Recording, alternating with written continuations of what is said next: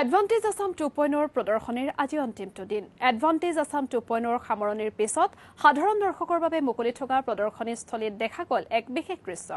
Star চিমেণ্টে CSR পুঁজিৰ জৰিয়তে সহায় কৰি অহা বিভিন্ন উদ্যমী ব্যৱসায়ীৰ সামগ্ৰী প্ৰদৰ্শন কৰা হয় এই প্ৰদৰ্শনীত।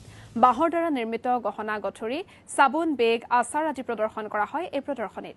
মূলতঃ 10,000 উদ্যমী ব্যৱসায়ীক CSR পুঁজিৰ জৰিয়তে সহায় কৰাৰ লক্ষ্যৰে আগবাঢ়ি আহিছে আগশাৰীৰ অন্যতম চিমেণ্ট কোম্পানী ষ্টাৰ চিমেণ্ট।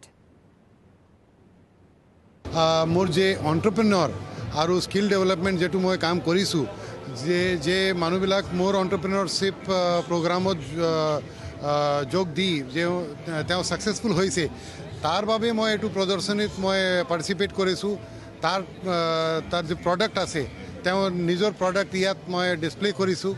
তেওঁ নিজৰ প্ৰডাক্ট পাব্লিকৰ বাবে ডিছপ্লে কৰি আৰু নিজৰ বিজনেছ আগবঢ়াবলৈ চেষ্টা কৰি আছে।